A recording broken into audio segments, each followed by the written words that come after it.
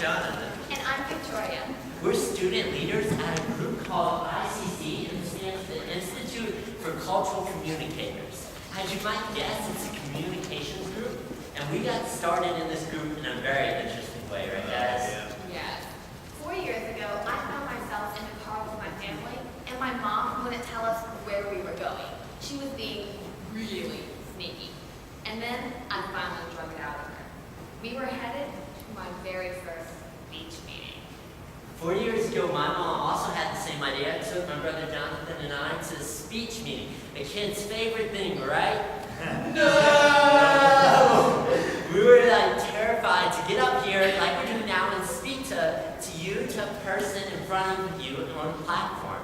It was just so scary. And Jonathan, right when we got here, because this is how ICC works, every student speaks at every meeting. Right when we got here, they pushed them up there, speak. So, here's kind of how it went. They pushed me up there, I get up there, and I deliver an amazing, heartwarming, no.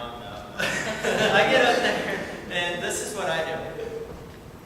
Minus the funky pose. I freeze on stage, just froze. Now, that wouldn't have been as bad if they mistake me for a statue or thought I was just up there to help the next person speaking, but I lit up like a bright red beacon, turned tomato red. It was awful. So I froze on the platform, couldn't speak or anything. Well, a few years later, I find out that I wasn't alone in my fear of public speaking. Turns out a lot of people are actually afraid of speaking in public. We found this quiz online. Let's pull up this quiz. It says, what's the greatest fear of the average person? They surveyed a lot of people and said, what's your greatest fear? Now they numbered these from like, okay, maybe I'm more afraid of insects and bugs than I am of heights. So my first fear, second fear, third fear. I want you guys to take a guess at this. Number them off in your head. What's the greatest fear? What comes second? What comes third? All the way down to fourth. Think. We'll give them about 30 seconds. Think about this. Might be surprised. BDAC. Okay. D. Alright. That seems about right. Daniel, flash the answer up for us, please. So, that is only number 2? That's crazy. It's hard to believe. Not that you would rather die than speak like we are right now, but it's just that you fear speaking so much more than you fear death. It's a greater thing. Oh no, I hope I never have to get up here and speak to a person.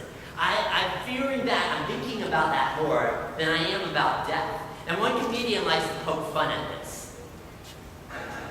I saw a thing, actually, a study that said speaking in front of a crowd is considered the #1 fear of the average person.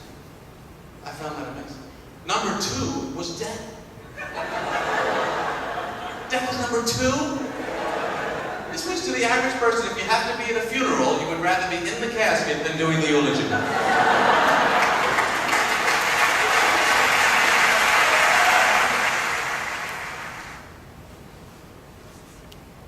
So, now that we realize how great of a fear public speaking is, the question is, what's the solution? And the answer is joining an ICC speech chapter.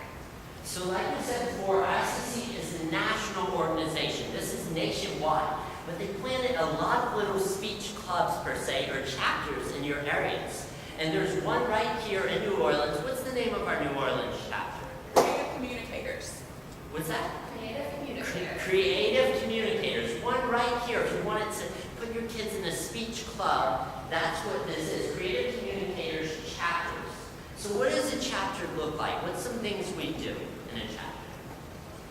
Well, we have, anywhere from games to snack time, but one thing that we always have is interactive teachings. So we don't just stand up there and speak in a monotone voice and lecture kids endlessly and endlessly. We include the kids in our teachings. We ask them questions and they ask us questions, and that helps them grow and learn. These are young kids. They have a little attention span, but you know what? They can still get up there and speak. So we ask them questions like John was saying. We have a giant panda costume come up there, and I can guarantee you that every chapter does something to keep their kids interested. And go ahead, Dan. Our next slide. This is something else we do. So, So once your kids have a speech that they want to give, or maybe they're not quite ready to give it and you have to give them a little push, we help them get ready to give it in the community. We show them ways that they can use projection, poise, eye contact to give the best speech that they can give. When we give them a critique, we tell them 2 things that they did amazing on, and 1 thing that they could use a little bit of improvement on. That way our kids never get discouraged. All right, the next thing we do here, we have them give speeches. Here's a young boy giving a speech on action figures. They're giving a speech at every meeting. Like we said, every student is required to give a speech and to speak at every meeting. So what if little Joey comes and he says, I don't have a speech prepared. We say, well, tell us about your dog, tell us about your pet, tell us about your favorite vacation. And they get up there in front of a group of just 3 or 4 kids and they say, okay, this is my dog's name, this is the color of his skin and his hair and all that. And they're starting to learn, even though they might be shy at first, to speak and influence other people. We start our kids off in a small group of around 4 or 5 students, and then we progress them up to a larger group. So that way, by the time they're in front of 20 to 100 people, they don't even notice it. So then what do they do once they learn how to give these speeches? Let's show the next slide. This is them out at a nursing home giving speeches. Where's the place to give speeches? Well, we give speeches at nursing homes, libraries, even for relatives and family gatherings. Basically, you can give your speech, or your child can give his or her speech anywhere they want, as long as they have it mastered and ready to go. You know, when we were younger, all 3 of us were in soccer together, growing up as homeschool kids, and why not join soccer, have some fun? But you know, all these years have passed, and I can't remember one time I've kicked a soccer ball since I quit soccer. I played 7 years, Just and I never still used it again. No, we never used it again. And when we joined speech, no! We said, Mom, we are never going to use this again. This is pointless. Why do you have us doing this? And then 4 years later, we realized you actually do use this stuff. So one of the first ways that you're going to use your speaking skills is communicating for Christ. Maybe you're introducing a new song or your worship team, praying to start off a club, or even leading a devotion. You're going to have a chance to use your communication skills to show how much you love your Savior. And he said to them, go into all the world and proclaim the gospel to the whole creation. Mark 16:15. This word proclaim requires speaking out. And you know, when we speak out about Christ, we don't want to be arrogant or sound prideful. We want to speak out in love. And ICC has trained us how to do this, listen to the other person, then communicate about Christ. Another place that you would use your communication skills that you learn from ICC is in college. Because college, it isn't just, I found this out, I've been talking to college students, it isn't just sitting there and writing down what the professor says. Turns out you do have to get up and speak sometimes in college. And from what I hear, most of the classrooms consist of about maybe 80 students. So throughout college, you can use your speech and debate skills that you learned from ICC, whether it's jotting down notes and critical thinking, or getting up there and actually presenting in front of the group. You will be using critical thinking in college, which ICC teaches all of our students. Maybe you're having to analyze what you hear a professor say and decide if it lines up with what you believe. Or it could be as simple as deciding if you're going to vote for question A or question B. It can help you get an A+.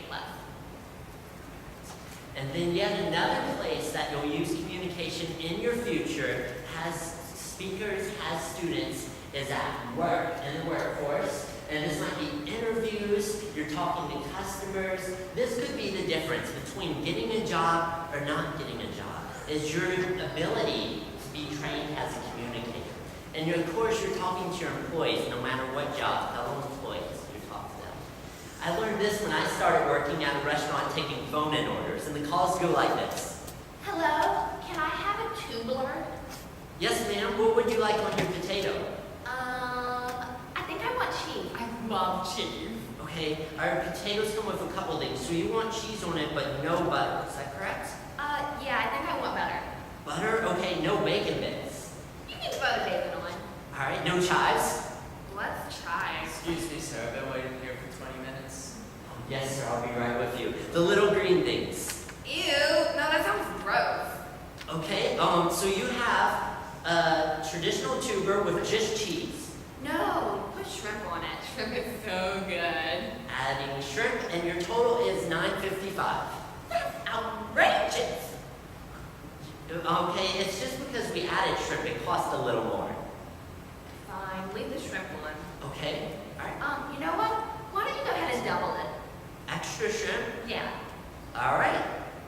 So that's how my calls go, literally, no joke. They will not come out and tell me what they want on their potato. I had to fish for it. I had to try and get their order right by asking them questions. And I can promise you that if it wasn't for my mom making me do ICC all those years, I wouldn't have had that confidence and that character and that skill to be able to do that. I would have been that shy kid speaking so softly over the phone and not being able to command that phone call and get the orders right. So I started getting orders right, and I realized how important ICC is when you're going on and getting a job. So the next slide we have some things that ICC is about.